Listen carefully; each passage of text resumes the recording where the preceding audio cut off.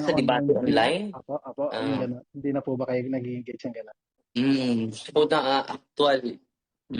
Gusto ko actually dahil Face to face na.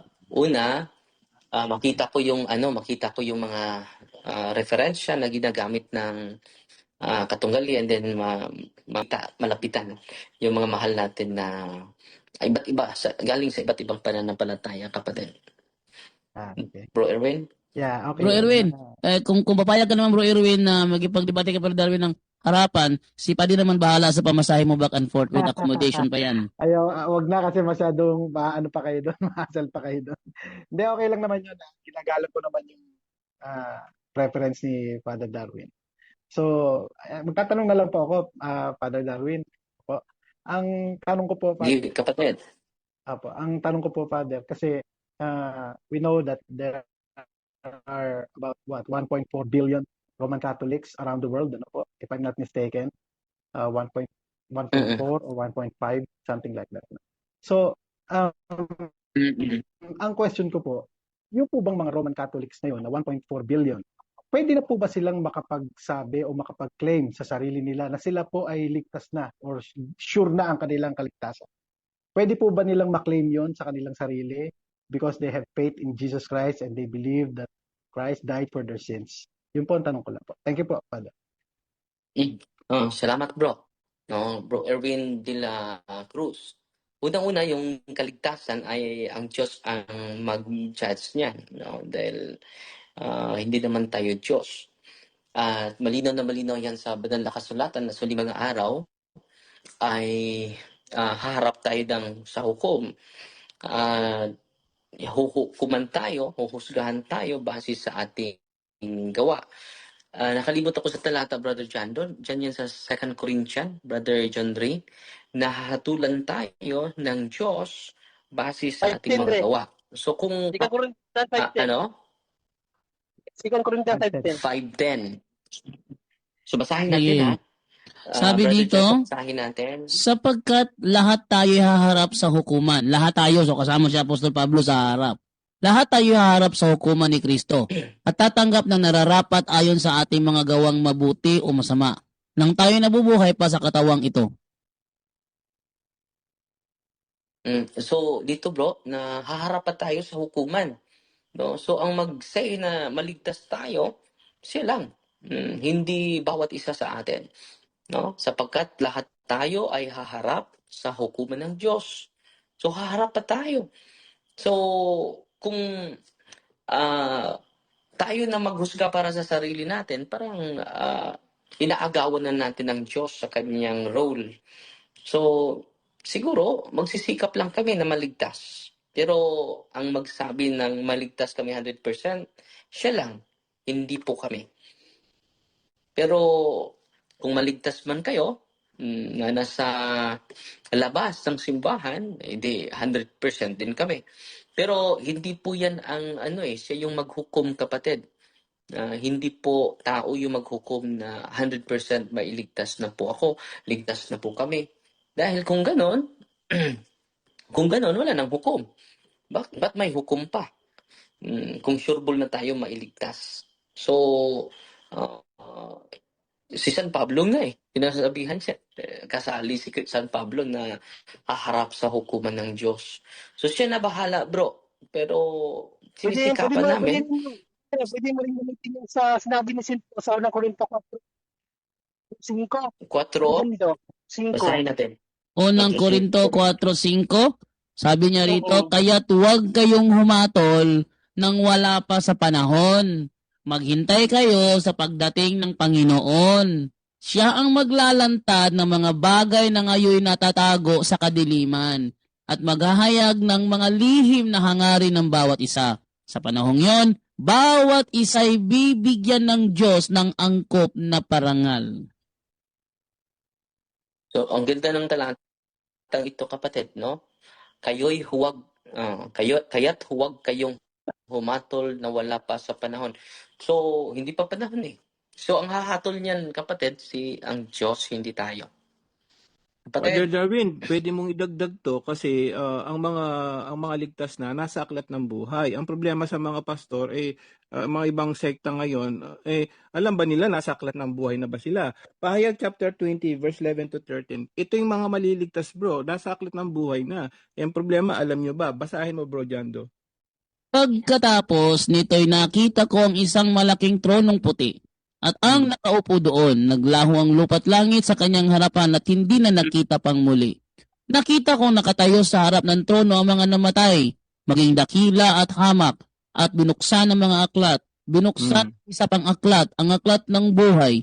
Hinatulan ng mga patay ayon sa kanilang ginawa, batay sa nakasulat sa mga aklat.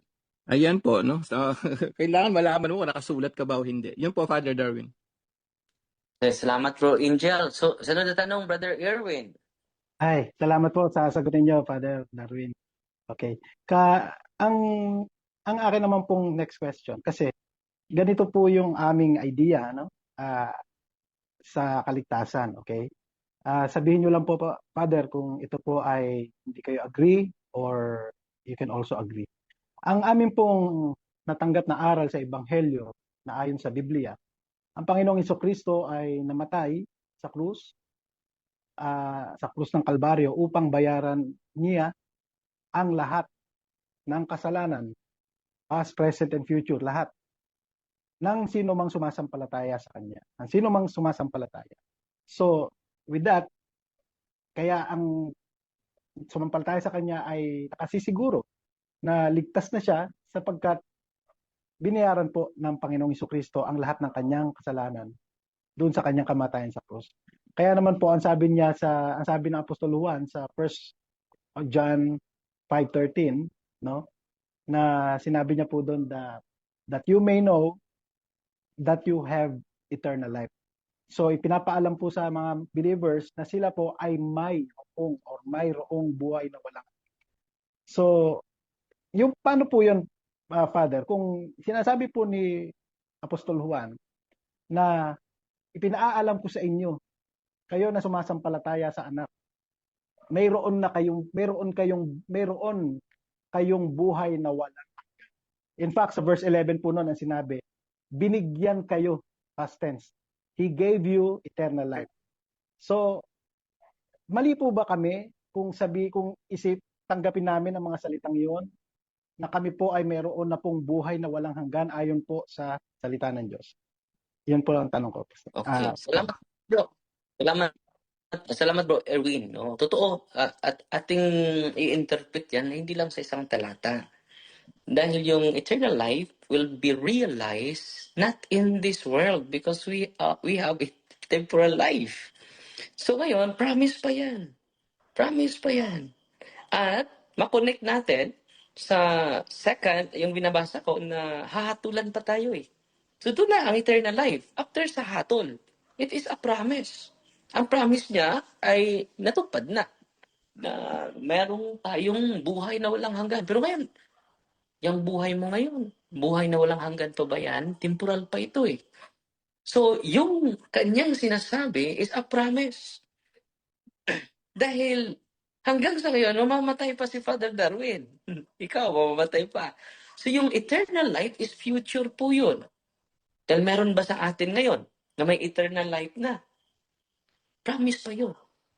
Kung meron man, so hindi na ako mamamatay. Di ba po?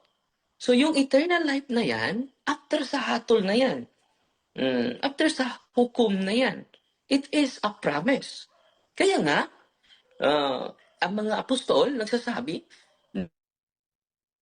na bawat sa atin ay haharap pa sa hukmanan ng Diyos. After that, we can obtain either eternal reward, eternal happiness, and eternal damnation. Yan po sa Mateo, the whole chapter of Matthew chapter 25. Yan na po. Doon na natin makikita at matatanggap yung eternal life. Pero sa buhay na ito, nagsisikap pa tayo. Because faith without work is dead. Mamasa natin yan sa James chapter 2 verse 14. So it is not enough to have faith. Kung sasabihin mo faith, ang demonyo ay naniniwala din sa Panginoon. James chapter 2 verse 19. So yung eternal life, practical lang bro. Ngayon, yung buhay mo ngayon, eternal life pa ba? O temporal lang? Meaning eternal life, hindi ka na mamamatay. Wala nang kamatayan yan eh. So yung buhay ko, buhay mo, practical lang ito. Kung tatanggapin mo na mamatay ka pa ngayon, meaning temporal life pa ang natanggap mo ngayon. So yung eternal life bro is a promise po yan eh. Bakit past tense? Because His promise is being realized through the death of Jesus Christ. Kaya nga past tense eh. So yung promise niya ay past tense na dahil na-realize na yung promise niya eh. Si Kristo yung tagapagligtas natin. Pero yung eternal life bro, hindi pa natin nakamit ngayon. Temporal pa po ito. Kung aaminin mo na hindi ka na mamatay, saludo na ako sa'yo. Eternal life na yan. Nakatanggap na si Brother Erwin de la Cruz ng eternal life. Promise pa po yun, bro. Pero yung promise niya is being realized. Dahil si Kristo ay naisilang na. Napako na sa cross. Kaya nga past tense eh. So yung promise niya ay natupad na. Pero future pa. Hindi pa natin na 100% nakuha yung promise niya. Sa lahat ng mga pastor ngayon, kung totoo na may eternal life kayo, hindi na kayo mamamatay. Si Father Darwin, mamamatay pa eh. Temporal pa po yung buhay ko. Meaning, yung buhay mo at buhay ko is temporal pa. Kailan makamit natin yung eternal life? Yung hukom. Sabi ni Apostol San Pablo, tayong lahat ay haharap pa. So, totoo na may promise siya na eternal life. Totoo yun. Pero bakit sinasabi pa ni San Pablo, haharap pa tayo ng hukom? So, wala na yun. No? Wala nang, kahit tayo, sabi niya, lahat tayo eh. Haharap pa tayo. So, meaning, ang eternal reward is after the judgment. Hindi po before sa judgment. So, before the judgment, we are promised by the Lord to obtain eternal life, bro. Totoo yun, pero babasahin natin ng konteksto, bro, hindi lang isang talata. Para yung interpretation natin ay hindi po maging out of context, Brother Erwin. Okay. Ito sa Sige po, Brother Darwin, sa 8:24 ng Roma, Father. naligtas tayo dahil sa pag-asang ito. Ngunit hindi yun matatawag na pag-asa kung nakikita na natin ang ating inaasahan. Sapagkat sinong tao ang aasa pa kung ito'y nakikita na niya? Ngunit kung umaasa tayo sa hindi natin nakikita, hinihintay natin yon ng buong tiyaga. Okay, can I respond to that a little bit po, Promise pa Father? yan, kapatid. Kasi po ang Sige, idea naman kapatid. po namin, no, mga protestante, kaya namin sinasabing kami po ay mayroon ng eternal life. Kasi nga po, ang sabi rin sa Roma 8:10, no? Though the body is dead because of sin, the spirit is alive because of righteousness. And that righteousness is the Christ's righteousness imputed to us when we believe. So, parang sa story ni Rich Man and Lazarus, nung namatay yung rich man, napunta siya ng impyerno, yun naman si Lazarus, nagpunta siya sa paradise, sa langit. So, ganoon din po mga Kristiyano. Kaya sabi po ni Pablo, 2 Corinthians 5:8, no? Away from the body, pag namatay siya, at home with the Lord. So meaning to say, yung kaluluwa ng tao, akit sa langit, and then sa pagbabalik ng Panginoong Jesucristo, ire-resurrect naman yung kanyang katawang lupa para siya magkaroon ng glorified body, no? Yun po ang idea, no? Yun po ang idea. So, agree po ba kayo, Pastor, na sabi ng Biblia, sorry po, Father, no? I'm sorry if I call you incorrectly. Okay na, bro. Father po. Okay na, bro. Agree po ba kayo, Father, na ang sabi po ng Biblia kasi sa Roma 8:10, talagang mamamatay po itong katawan lupa natin kasi nga po corrupted pa ito eh. Pero yung pong espiritu natin ay buhay. Buhay meaning kasama siya ng Panginoon, kasama siya ng Diyos. Kasi ang death po ay separation from God eh. Di po ba yun ang meaning ng death? So with that, Father, can you accept that a Christian is saved, can claim actually that he is saved right now because number one, Christ paid it all, past, present, and future sins niya. Because first and foremost, God is omniscient. Bago niya likhain ng plan of salvation, alam niya lahat ang bagay. Kaya pinili nga po ang mga ililigtas. Election, the doctrine of unconditional election. And then, kaya po makakapag-claim ang Kristiyano na siya po ay ligtas na because number one, sinabi ng Biblia na I give you eternal life, you have eternal life, there's now no condemnation. And pag namatay siya, yung kanyang kaluluwa aakyat sa langit at maghihintay ng resurrection day sa pagbabalik ng Panginoon. So, yung po bang mga concept na yon, Father, ay hindi po kayo agree doon? So, ang talata mo, agree ako sa talata mga kapatid, no? Na kung ang katawan ng lupa natin is mortal, pero yung soul natin is immortal. But yung soul natin is not eternal, immortal lang po. No? So, yung soul natin is immortal, not eternal. So, yung kaluluwa natin ay hindi na mamamatay. Immortal eh. Pero, hindi pa yun eternal. No? So, sabi mo, yung talata na yung parable sa mayaman at si Lazaro, di ba? Kailan ba nakamit yung gantimpala after death na? No, hindi before death. So, yan ang punto ng simbahan eh. So, before that, hindi ka makapagsabi na 100% ligtas na ako. Kaya nga, ang reward is after death na. So, kung gano'n na 100% na kayo na maliligtas, di ba? Sa huling hukom may impyerno, may langit, no?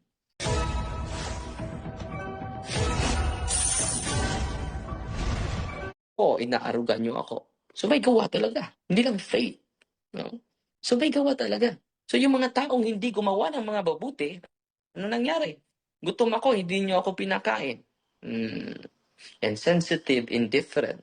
No? Nagkasakit ako, hindi niyo ako inaruga.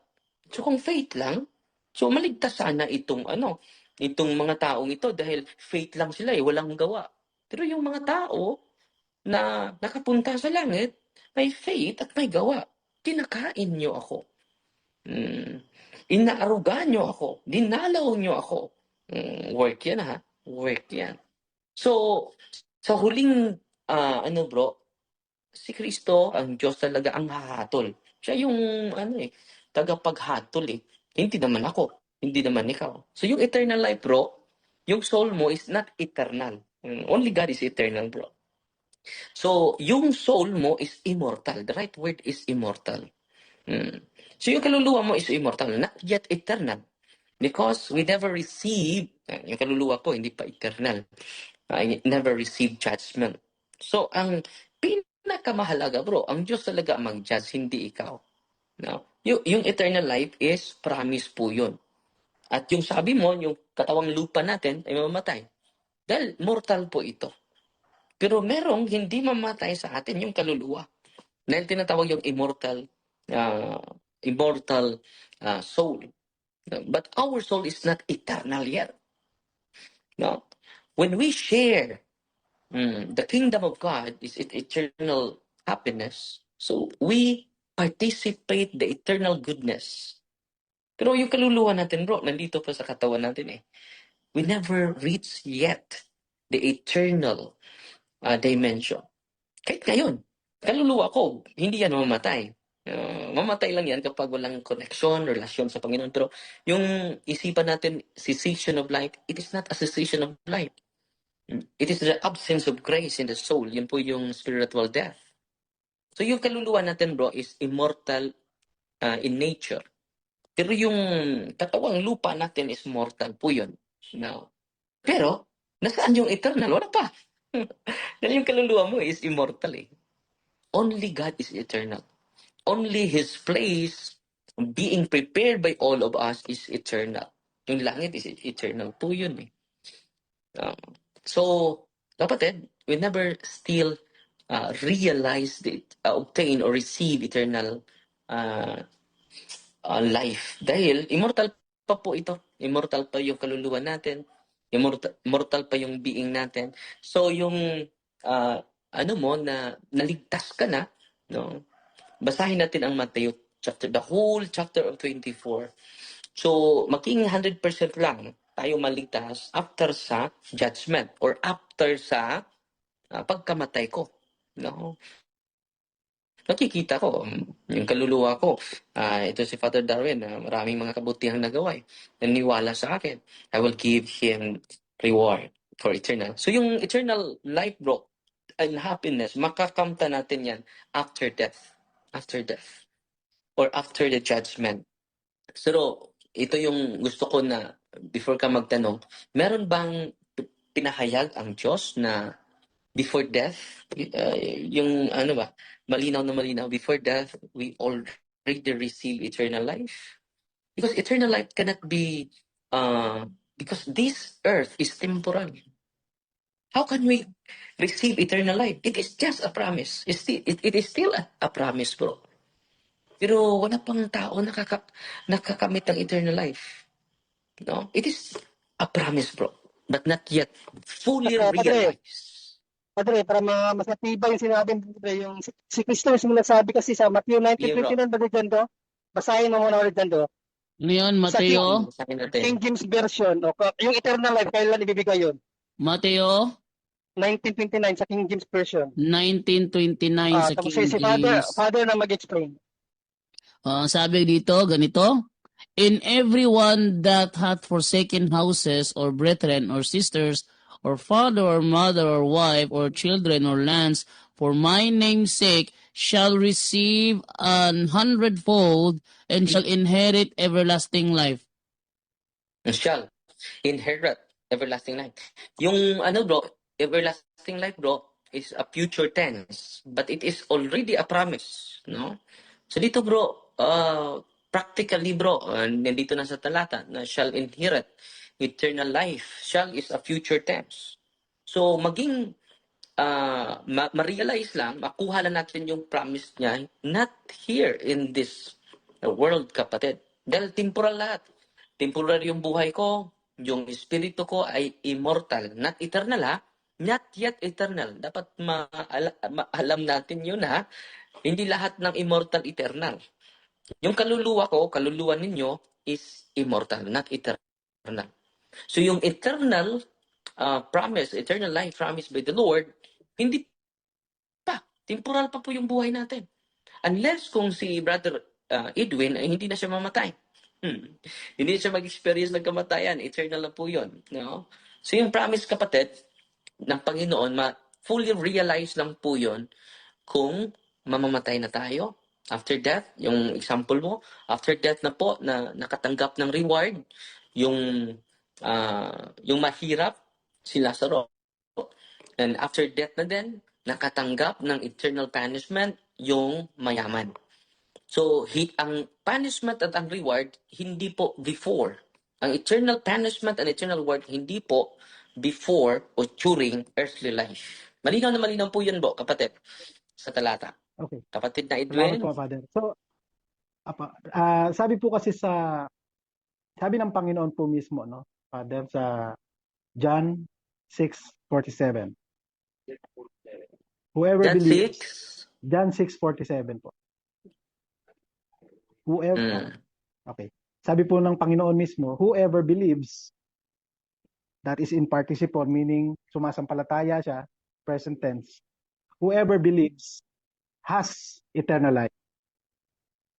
Has eternal life means in possession now of eternal life because it is in present active indicative form. Has eternal life. So, yung mismo ang Panginoon po ang nagsabi, kung sino man ang sumasampalataya, siya ay may buhay na walang hanggan. Mayroong buhay na walang hanggan. Has eternal life. So, ang Roman Catholic po, Father, kapag ka po siya sumampalataya, nagpa-bautismo sa Roman Catholic Church, ano po ang kanyang tinanggap? Is it eternal life, kagaya ng sinabi ng Panginoon sa John 6:47, or probationary life? Ano po doon? So, salamat bro. Maganda yung tanong mo. No? So, ang Panginoon nag-promise talaga ng eternal life. Pero, hindi pa fully. After that na yan. No? Hindi naman sinasabi natin. Promise pa yan eh. No? So, ngayon, Practically, hindi ka na mamamatay. Eternal life. Mamatay pa tayo eh. Meaning, yung buhay natin, it is not yet eternal life. After death na yun. So Mm. candidate And lang po then, siya for salvation sabi ni for eternal Kristo, life. sa huling hukom, di ba, sa huling hukom, yung mga mabuti at gumagawa ng kabutihan, dito kayo sa kanan ko. And you will have eternal life. Yan po, after hukom na po yan. No? It is a promise. No? At meron pa tayong gagawin. Mm. God created you without you. But God will not save you without you. So meaning, ang Diyos nilikha tayo without us. Pero He will not save us without us. Meaning, the cooperation, bro. Kaya si Judas nga eh. No? No? Apostol na yun sa Panginoon. Nakakinig na ng magandang balita. Pero, naligaw. Naligaw siya eh. May panampalataya naman siya ni Kristo. So, sa huli bro, dun tayo sa huli. So, ang Diyos nag-promise sa atin ng magkaroon tayo ng eternal life. Pero yung buhay natin is temporal pa ngayon eh. Practically, sino ba sa inyo hindi mamatay ngayon? So Lahat ang naman tinanggap po tayo ng mamatay. sorry pa, Father. So ang tinanggap po ng umanib o nagpabautismo sa Roman Catholic Church ay temporal life or probationary life. Hindi po eternal life. Tama po ba yan? It is a promise for it. Ang participation of the life of God, bro, is ongoing eh. Pwede ka mag-say yes ngayon, pwede ka mag-say bukas. So Dahil probationary yung po. tao is bago. So parang Unang-una, wala probationary kaming po. term na, bro, Opo. yung term ninyo, ay wala yan sa amin. No, sa Okay. inyo po yan. So, ang How sa about amin, temporal po? nag-promise ang Diyos na eternal life. Yung temporal life, itong buhay natin.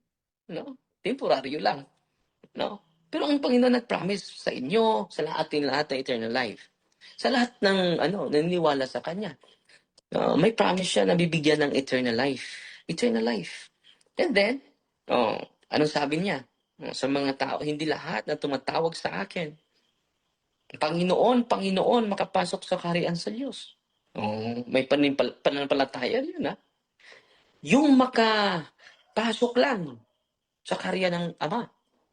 Yung sumunod sa kalooban ng Diyos. Yung kalooban ng Diyos ay isa lang ba? Mababasa lang sa isang talata, John 6:46 lang. At kung i-contextualize mo yun, kapatid, it is the Eucharist.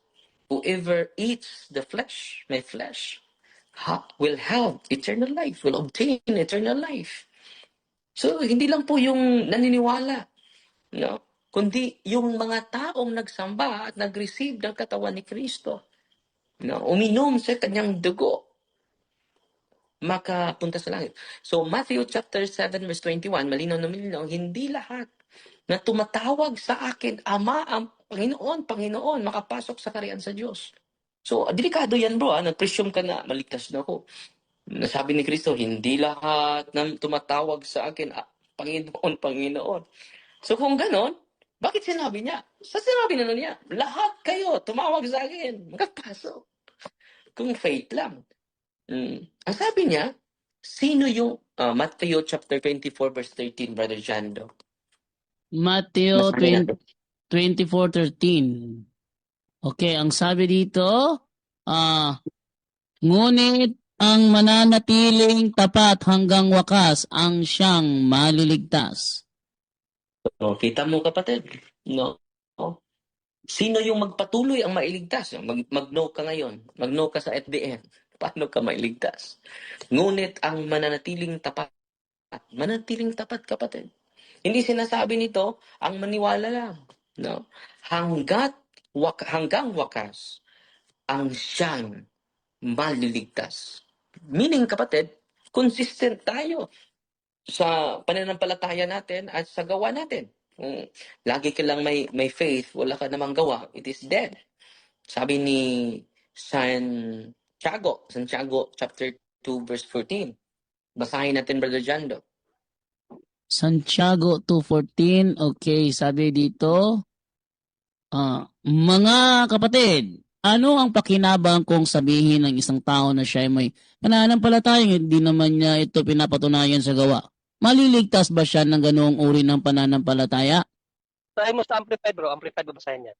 Amplified, okay. What is the benefit, my fellow believers, if someone claims to have faith but has no good works as evidence? Can that kind of faith save him? No. A mere claim of faith is not sufficient. Genuine faith produces good works. So dito, kapatid, malinaw na malinaw yan ha, na ang magpatuloy. Kung hindi ka magpatuloy, hindi ka maligtas. So, ngayon, makamit natin yung eternal life yung promise ng Panginoon. Kung magpatuloy tayo hanggang sa huli. Hindi pa naman huli, kapatid.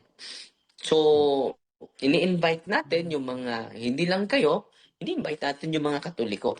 Pero maging arrogante na tayo kapag sasabihin nyo, si Father Darwin ligtas na 100%. Arrogante tayo dyan May assurance ba na si Father Darwin ay magpatuloy hanggang sa muli? Hanggang sa huli? So, marami sa atin marami nga akong kilala very dedicated sa simbahan. Pero ngayon, hindi na.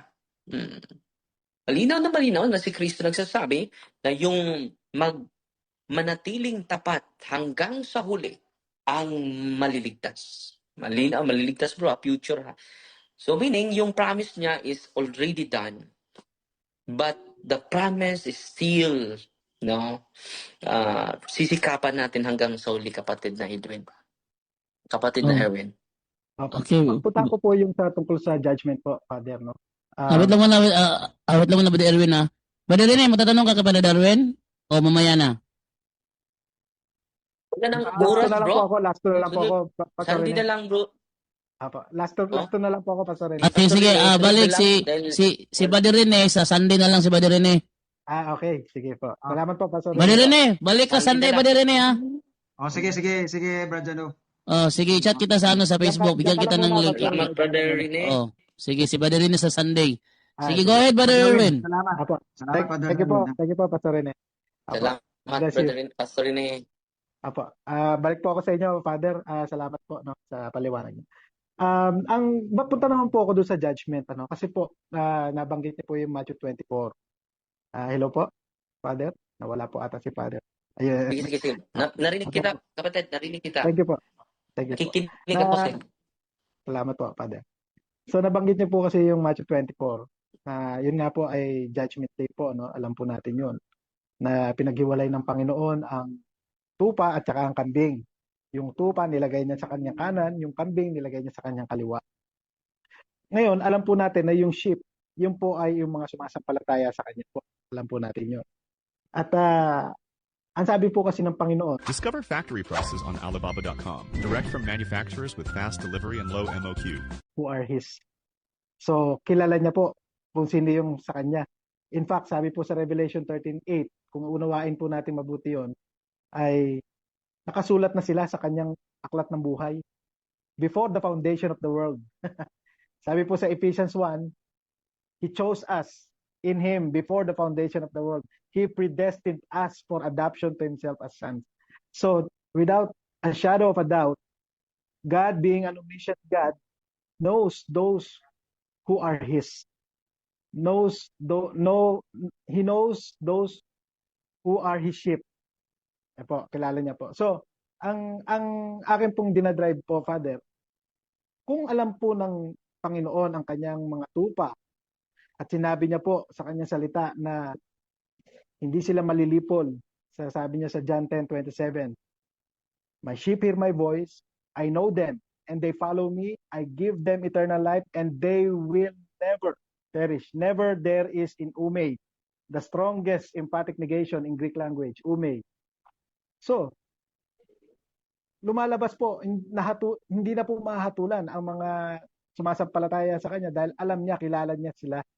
Kaya nga po siya namatay sa krus ng Kalbaryo para bayaran po ang lahat ng kasalanan ng kanyang mga tupa. So, yung pong idea na yon, Father, na there is therefore, sabi po sa Romans 8:1, Now no condemnation for those who are in Christ Jesus. Wala na po silang condemnation kasi po binayaran na po lahat ng Panginoon, Colossians 2:13. So, yung pong idea na yon na tapos na ang paghukom sa kanila dahil nahatulan na ang Panginoon. Nahatulan na ang Panginoon sa krus ng Kalbaryo. Yun na ang judgment nila sa kanilang mga kasalanan, sa lahat ng kanilang mga kasalanan. Saan po mali yung idea na yun, Pastor? Father. Saan po mali yun? Salamat, Kung hindi po salamat kayo- bro. Salamat bro, Erwin. Apo. So, kung napakinggan mo yung sabi ni Apostol San Pablo, lahat tayo ay hahatulan. So, sabi ni sa sinabi mo, kasali pa si San Pablo. So, meaning, kapag magpatuloy ka, hindi ka mahatulan. Kapag magpatuloy ka. Binabasa natin ang Matthew chapter 24 verse 13 na yung magpatuloy na maging tapat sa akin, magpatuloy hanggang sa huli, yun ang mailigtas. So, yung persistency, kapatid, na kailangan. No, hindi lang yung pananampalataya. Kung pananampalataya, mailigtas din. Makapasok din ang demonyo, then may pananampalataya naman sa Diyos. Matthew chapter, Santiago, James chapter 2 verse 19. Ang demonyo ay naniniwala din sa Diyos. So kung faith alone lang ang basihan, mailigtas din yung demonyo. James chapter 2 verse 19. So hindi sapat, kapatid. Faith and works. And then, hahatulan ba tayo eh? So kung consistent ka, hindi ka mahahatulan na sa condemnation. Yun ang sinasabi mo. Hindi ka na makondemn sa imperno. Kung consistent tayo. Kung persistent tayo, ang magpatuloy hanggang sa huli ang mailigtas. Si Kristo naman nagsabi nun. So, consistency, kapatid. So, mismo si San Pablo, maging opposite sa sinabi mo. Si San Pablo, tayong lahat ay hahatulan ng Panginoon. Kasali siya. Tayong lahat. Meaning, at the end of time, example ako, lagi akong nagdadasal, lagi akong nag-repent sa lahat ng kasalanan ko. At the end of the day, kung hatulan ako, kung consistent ako sa mabuti kong ginagawa, I can receive a reward, eternal reward. Kung hindi ako consistent, magaling lang ako magsalita, pero yung gawa ko ay hindi naman, magkambing tayo doon. I will give you a punishment. Yun din ang hatol sa Diyos sa atin. So, ang punto sa akin, yung kaligtasan ay promise na po yun sa Diyos. At kailangan maging consistent tayo hanggang sa huli dahil siya yung nakakaalam na ligtas, sino yung mailigtas Pero tayo, limited yung knowledge natin So sabi ni San Pablo, tayong lahat ay hahatulan ng Diyos base sa ating gawa. So opposite po yun sa explanation mo na hindi nahahatulan. Hindi mo lang exempted po. Lahat tayo. Pero kung consistent ka sa mabuti mong tao, maligtas ka. Kaya nga maligtas ka Hindi ka ma-condemn. There's no more condemnation if you live in holy life. If you live a saintly life. Pero hindi po enough na saint ka ngayon. Hudas ka bukas. So there is a demand to be consistent in your holy life. No? Yung consistent, kapatid, yun na magkatanggap ng eternal reward. Hindi na siya ma-condemn sa impyerno. Bakit ka ma-condemn sa impyerno? Ang bait mo.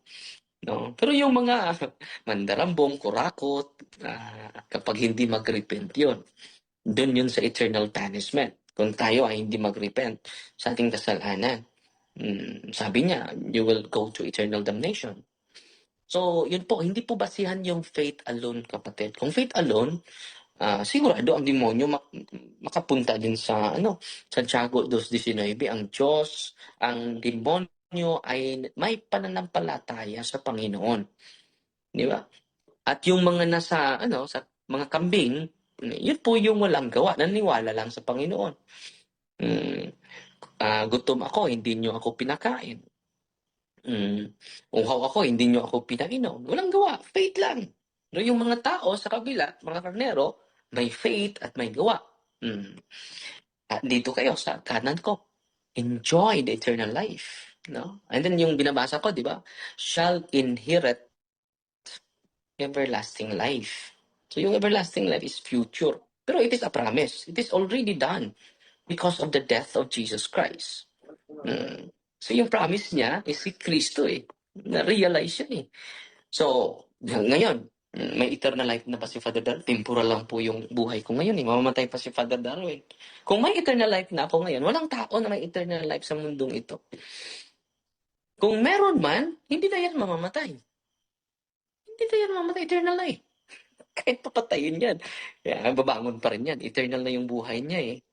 Papayag ka man sa hindi bro, yung buhay natin sa mundong ito, temporary pa lang. At merong parte sa atin na immortal, hindi pa eternal, yung kaluluwa natin. So after our death, after judgment, doon na po yung promise niya ibibigay, no, yung kaligtasan. Wala na pong question doon. Pero ngayon, delikado yun. Mag-presume ka na ligtas. Pero hindi pala. Delikado. Para yan, ito yung sweldo mo hindi po pa nakuha eh. Pero promise mo lang yan. Yung sweldo mo, 100,000 yung sweldo mo sa akin kapag dito ka sa akin trabaho. Sige. Pero hindi, wala pa yan eh. Makukuha lang natin yung salary natin or reward natin after all. So this place is a place of test. Test pa po natin ito. After this, we can enter to eternal life. Kung may eternal life na tayo, kasama na natin yung mga anghel. Mga eternal beings yun eh. Eternal God. No? Dito, hindi, puro pa tayo temporal eh. So, yun ang kaibahan bro eh. Dapat yung ano natin, yung pagbabasa natin sa Biblia, connected po sa mga church fathers. Hindi po personal opinion. Kahit ako pare na bro, hindi ako mag-rely sa opinion ko. I will rely on the deposit of faith from the apostles to the church fathers and to his church. Example, kayo Baptist. Daming mga Baptist. Merong Baptist na faith and good works. Meron din Baptist na faith alone. No? So, paano kayo magkaisa niyan? No? So bro, yan ang sagot ko sa magandang katanungan mo kapatid. So, At wala na tayong pwede oras pa po bro. bang isa? Pwede Wala pa po na ba isa oras na lang? eh. Nalubat na ako kasi dahil nandito ako sa labas hindi ako nakapasok sa parokya. Nandito ako So, sa ganito na labas. lang po. Sige po. Ganito na lang po, Father. Hindi na po ako magtatanong. Salamat po sa mga pagsagot ninyo. Okay naman po ang ating discussion. Ang akin na lang po sanang kahilingan sa inyo before we part ways tonight. Kung mamarapatin niyo po, Father, na sana po ay nag-a-appeal po ako sa inyo personally na sana po mapagbigyan niyo ako na magkaroon po tayo ng gentleman's debate na live debate na online kasi po taga Cavite po ako taga Bohol po kayo.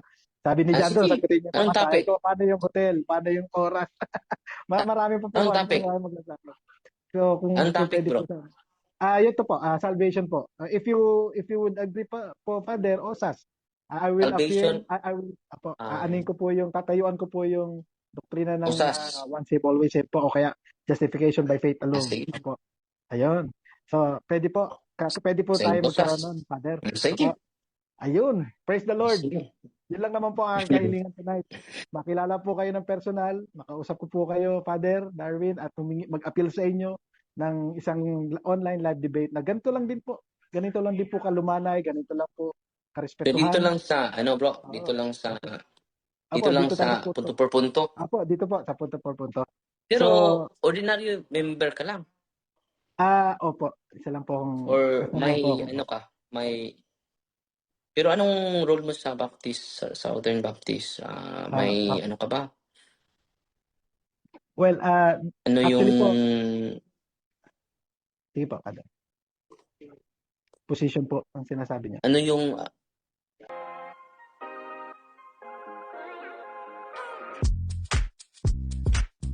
Po kami So each local church is autonomous. No po. Pero kami po ay mayroong tinatawag na ang denomination po namin ay convention, parang fellowship yes. po, no. But So, each anong local position mo church, sa yung simbahan? sa local church po na akin po kinabibilangan ngayon, which is Joy in Christ Church, last year I was the president po of the board of trustees. Opo. Kaso nga lang po every year din President po ka sa president sa local church lang po. Was last year po. pero hindi Kaso ka pastor sa local church. Hindi po ako pastor. Opo, hindi po ako pastor. Opo. I was a president of our local church board of trustees last year. Then we held our Sino yearly. yung pastor niyo? Po, Sino yung well, pastor niyo sa lokal? tinatanong niyo po kung sino siya. Ganun po ba? Sino yung pastor sa lokal Ah, ninyo? Kung Ako po. hindi kayo yung pastor. Ang head pastor po namin, Pastor Sunny Soriano po. Pastor Santiago Soriano. Ito ang aming head pastor. We have 5 pastors po sa aming local church. So, ako po ay hindi po pwedeng maging pastor because meron pong hindi po ako pasado. Because my wife is still not with me sa aking faith. So, because of that, I am disqualified. I am an apologist po. Marami na po ako nakadebate apologies lang po. Apo. Na-debate ko na po kung kilala niyo po si Richard Thompson, Fernando Camacho, si Brother Alvin Gitamundo, and recently Junri, your brother Junri, na karoon po kami ng apo. So I am debating for 3 years now. Apo, Pastor. Father. So, apo, kailan po kaya tayo pwede magkaroon po ng kung marapati niyo lang po, kailan po ba ang most convenient time sa inyo po? Pwede sa sunod na linggo. Okay. Sa next Sunday siguro. Next Sunday. Is it Next Sunday. And then night po, no? Night, gabi po tayo, gabi. alas 8. Alas 8 night. Ayun. Sige po. So yun po, sige po. I will coordinate po with Brother Jando. Apo, to film that next Sunday po. Pero God bless you, Father. si Rini, pastor yun, bro. Sino po? Si Rini, pastor yun. Si Rini, pastor yun. Si Rene. Apo, pastor po siya. Si Rini yung pastor si Rene pati pastor po yun. Apo, pastor po yun. sa Reformed Baptist po sila. Pastor sa Baptist? Baptist din po, apo. Hindi kayo magkasama? Denominations po ang Baptist, Father. Meron pong Southern Baptist, kami po yun. Pero usas din sila? Calvinist pero po. usas din sila? Usas din po, apo. Pero much more than that kasi Calvinist po. Calvinist. Apo. Preservation po. Next Sunday na lang, bro. Okay po, alas 8. Sige, nice meeting you. Thank you very much, Jando. Erwin Thank you, Brother Judy. de la Cruz. Apo. Glad to meet you po, Father. And pero yung asawa mo, bro, Catholic. SDA po. SDA. Yung asawa mo Catholic? SDA po, SDA. SDA. Opo. Na-convert po ako to Baptist. Erwin. Aba. Pag kumakain kayo, ano sa pagkainan, tapos hindi.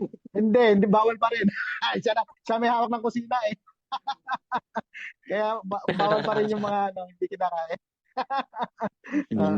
Opo. Sige po. Father, maraming salamat po. So, God bless, bro. Erwin, ha? Same to you po, Father. God bless sa iyo. Okay. Salamat sa pagpasok. Welcome ka dito sa programa namin. Amen. Brother Jando. Okay. So, malapit ako malubas. Sige. Father Darwin na bahala kung kailan yan. Sa daw po, salamat Brother sa inyo, Jando, next Sunday. 8 Next Sunday. 8 o'clock. 8 o'clock. June 13. June 14. Hindi. Ano pa lang? June 7. Pa lang yun ng June. June 7. Apo, June 7. June 7? Or June, ano ba nga? Malapit ako malubat. Ito. Sige. June 7. June 7 po, Father. Thank you. Sige, June 7.